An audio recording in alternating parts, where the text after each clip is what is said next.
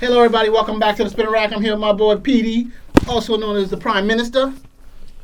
We use it. Bring it in. No, you can't. Gotta. Shit. Whatever. I'm trying to do it. Is it supposed to be that hard? What? How do you connect with someone? You just tap it like guys. Ding. Ding. Starting all over already. Listen, digress. But what we got to think about it on the phone. The news. Stan Didio, he's no longer head, the big honcho of DC Comics. What happened? So I'm here with my boy PD. We're going to be discussing a little bit about it. The Goonie Goo Goo happened? Somebody had to go. Has it been a long time coming or not? You know, so he's been there 10 years, and he's endured all type of permutations in DC. 10 years. I think 10 he's been there for. No, as head, I think, as publisher. He's been with DC longer than that. No, but I'm saying as head in that position. Okay. So, Petey, what's your take on this? I don't know that they should have gotten rid of him. Whoa, that's controversial. Because, yes, I think they sort of label him as the guy behind, the New 52, the guy behind Rebirth. But people like Rebirth. So they look at that as a Jeff Johns thing. The stuff they don't like, they look at it as a Dan Didio thing, right?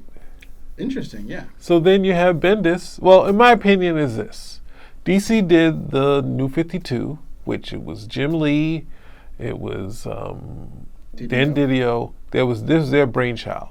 But at the same time, Didio isn't a long-standing comic book fan. He comes, I believe he came from Hollywood, so he brought on those sort of things to DC Comics. And I'm not saying that as a bad thing.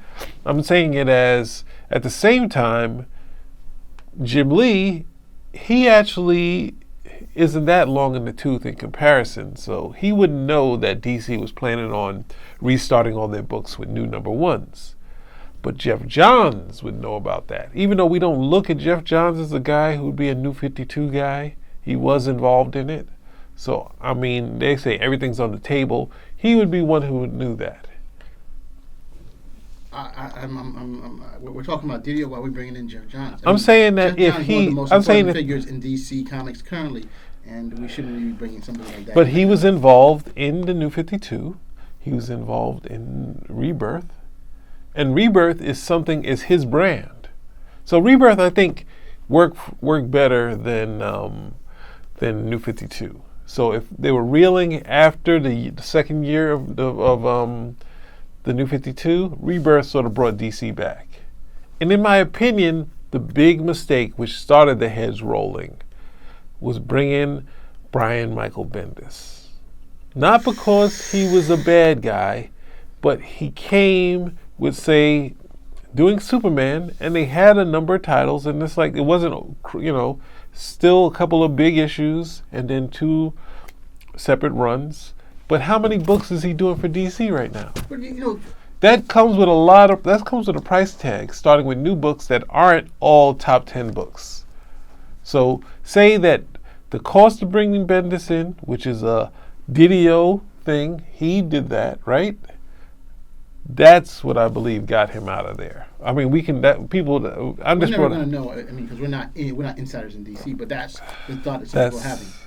That's a lot of money. How many? He has the Wonder Twins. He has his creator-owned books. How much of those things that they had, and how much of a signing bonus did he get to do this? Like, you have to understand, with comic books, the bonus came after 12 issues of doing a book. There wasn't an initial outside of. Was there? I mean, I don't know that there was initials. Most of the time in comics, the work itself led to the bonus. Okay. So it would be like, you do X amount of books. At this point, you'll make this bonus. You'll make that bonus. If you're like Byrne doing Superman, that's selling 1 million, there's your money, right? And that there's a bonus for completing all these books on time. And ultimately, Marvel's talked about books, but what did they do to get him there? And was it a thing where it says, well, Bendis is a big enough name that his page rate is the top level, or whatever it is, or selling a book, and then at the same time, his the sales should speak numbers. I mean, that's pretty interesting, Pete. But giving him that many titles is overboard when you already had you had things going the way you wanted them to go. Well, yes and no. So we come back to, Pete, hold on right there, because, we have to look at what happened overall. Yes. So we have, New 52 came out, yes. And, of course, Didio is in charge of all this stuff for 10 years. New 52 comes out.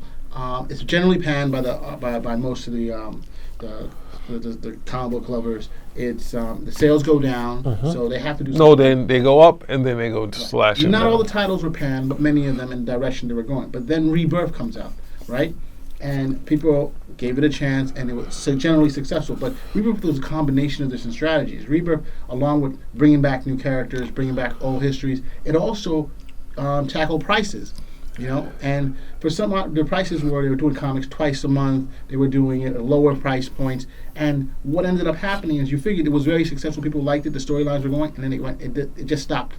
And you're like, I don't know that they had any issues sales. But I'm sorry. So what happens is it basically stopped, and the numbers started going down. And I think the only reason they could explain that is that the cost of doing what they were doing, having comics being sold at lower price points, having them come out several times often, those things eat into the actual profit of the sales. And I remember one thing that Jim Lee had said before is that they were going to reduce the amount of comics because they were trying to get, and this is where they were pushing more towards the black label. Just before Bendis came in, they wanted to reduce the amount of comics coming out, but increase the value of the comics for them. So that was a conscious decision on their end. Whether the Bendis, of course, I think the cost of bringing in Bendis definitely hit it. But I think overall, the problem has always been generally that DC, the stories are not as strong as they could possibly be. The writing has not been consistently through. Tom King, yes, is popular, but has he pushed on through the rest of the audience? You have to have stories. And he's had two different things. He's had Batman, and he also had Mr. Miracle that was big. But so you're saying I'm saying it's not crossing over enough where DC studio heads are coming and saying, we think this is a good story that we really want to make this into, or these are new characters that are really good that we really want to do stuff with them. I mean, and then lastly, I think another big thing that we have to look at is AT&T took over DC. I mean, took over Warner Brothers, and Warner Brothers owns DC Comics, and their whole thing is now we've paid a tremendous amount of money for this new Warner Brothers.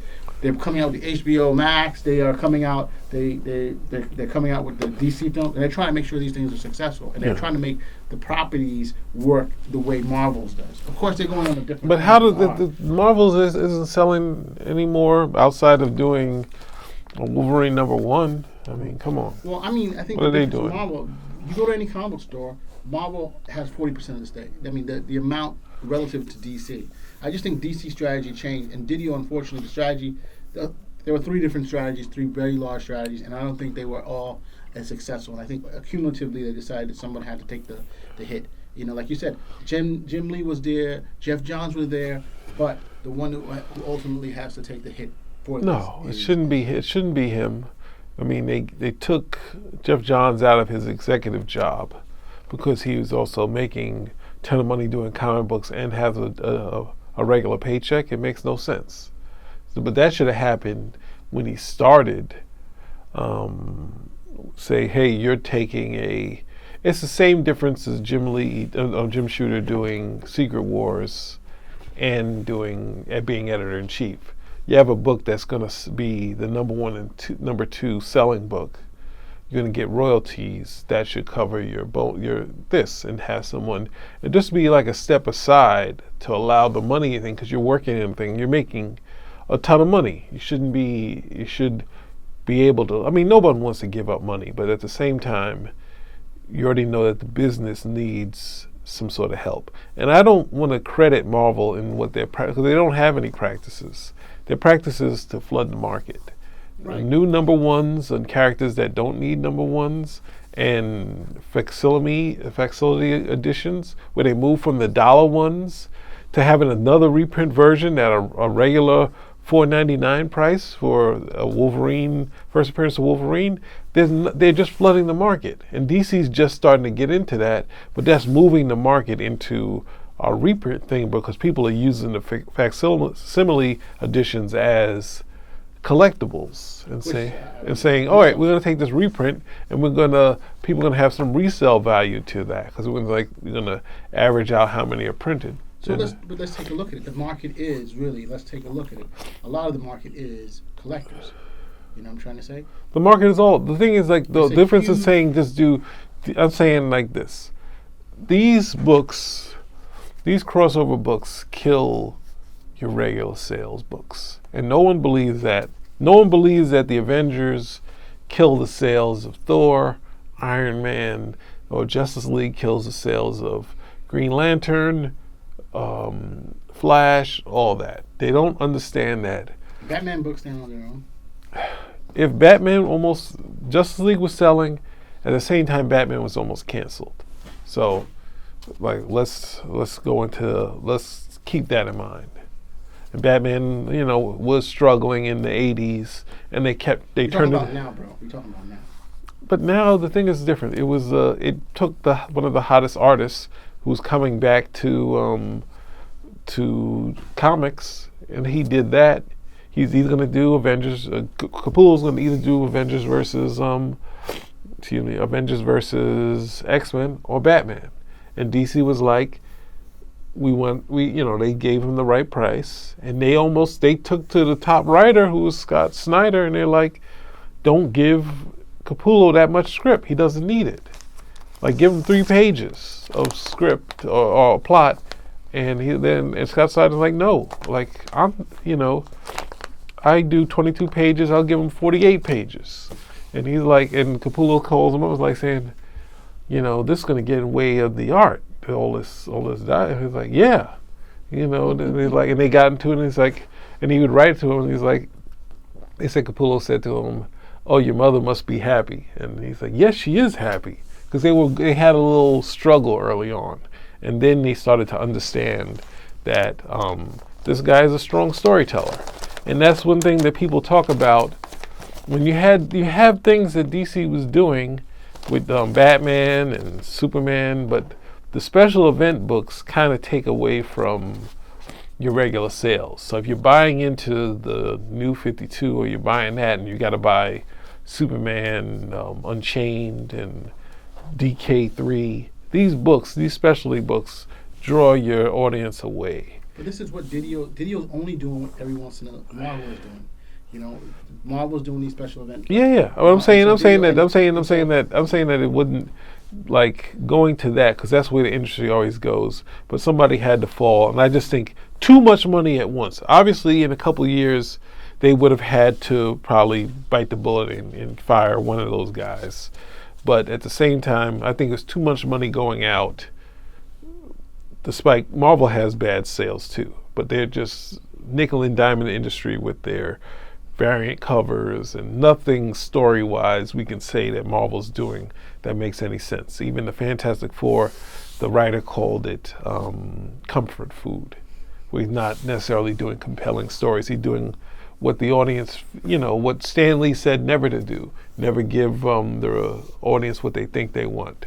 And I don't know that there's any book out there that's necessarily calling to me at Marvel. So I don't want to use them as the benchmark of what's good, because they're not necessarily that. I don't know if the books are in the industry, you could say it's dying or dead, but it's in a tough place. The books are going, so these sort of things are going to happen.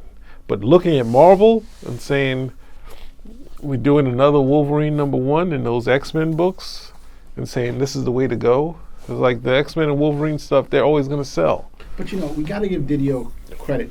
Didio definitely diversified the lineup of DC.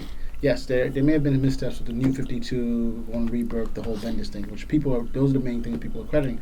But, he's been pushing books, the YA books, the Raven books, the ones that are targeted more towards... and the Black Label. And the Black Label. Those have been pretty successful. They're going to do a Black Label of Harley Quinn and the Birds of Prey, almost based on the movie version. So, it's up and down, and it's tough to decide. Like you said, you got new management coming in, and what does new management do a lot of times?